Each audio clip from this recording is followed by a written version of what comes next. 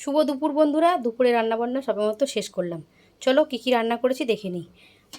ভাত বানিয়ে নিয়েছি। এই যে ভাতটা নয়, দুপুরের মতোই করেছি। রাত্রিরে এত গরম পড়েছে তো রাত্রিরে ভাত থাকে না। আর এখন রাত্রিরে বাবু যেহেতু বাড়িতে নেই, তাই রুটি আর হয় না, তো ভাতই খাওয়া হয়।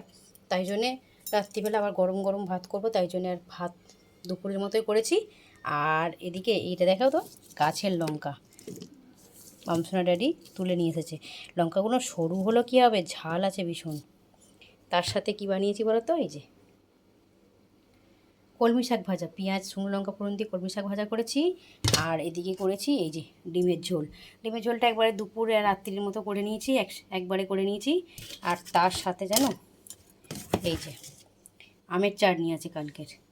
আর তার সাথে এই যে একটু আম কেটে নিয়েছি। মামসোনা আম খেতে তো ভালোবাসে, তাই জন্য আম কেটে নিয়েছি। এই ছিল দুপুরে রান্নাবান্না। চলো বন্ধুরা, দুপুরে খাওয়া দাওয়া ফিনিশ করি, পরে কথা হবে।